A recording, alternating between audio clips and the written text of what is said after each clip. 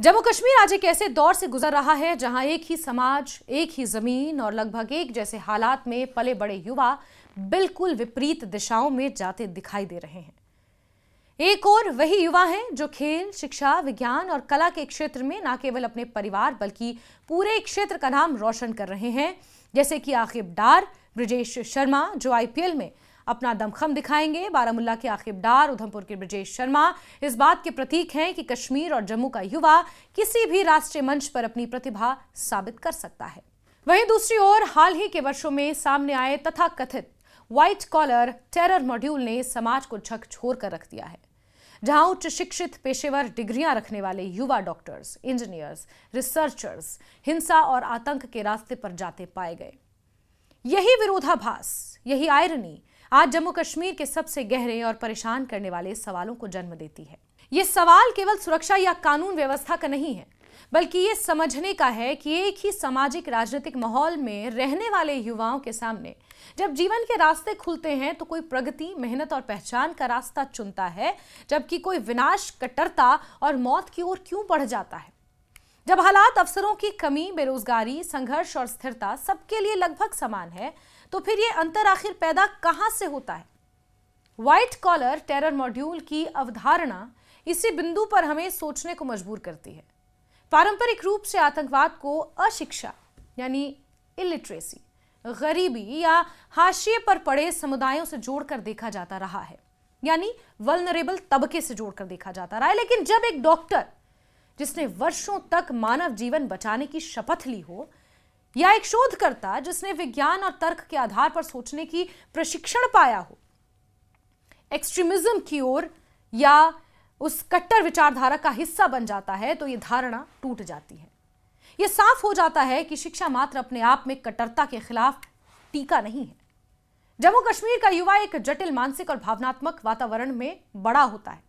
लंबे समय से चले आ रहे राजनीतिक संघर्ष, हिंसा की यादें, भरोसे का संकट और पहचान की उलझनें उनकी अवचेतना में गहराई तक पैठ बना चुकी हैं, यानी सब कॉन्शियस तक जा चुकी हैं।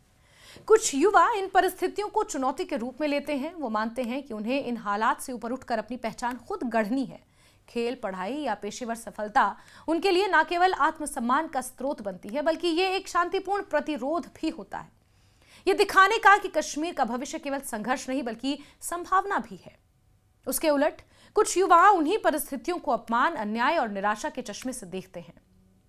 यहां पर कट्टर विचारधाराएं अपना काम शुरू करती हैं।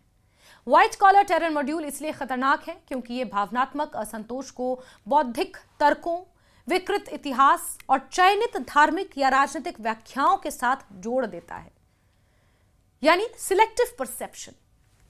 शिक्षित युवा सवाल पूछना चाहते हैं, लेकिन जब उनके सवालों के जवाब संवाद और भरोसे से नहीं बल्कि कट्टर नैरेटिव से मिलते हैं, तो वहीं बुद्धि विनाशकारी दिशा में मोड़ दी जाती है।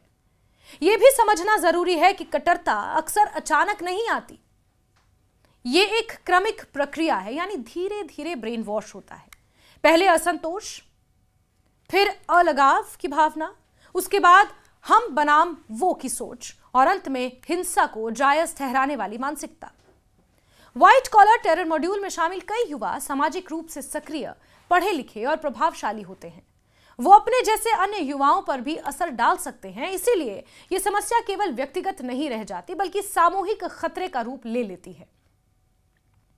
इसके विपरीत जो युवा खेल या अन्य रचनात्मक क्षेत्रों में आगे बढ़ते हैं, वो भी वही संघर्ष देखते हैं, वही सवाल पूछते हैं, लेकिन उनका जवाब अलग होता है।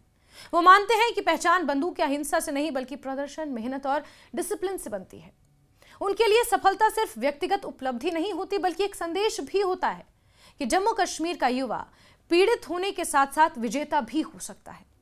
यह अंतर केवल राज्य या व्यवस्था के कारण नहीं बनता बल्कि समाज, परिवार और अपने पर्सनल एक्सपीरियंसेस की भूमिका भी इसमें गहरी होती है।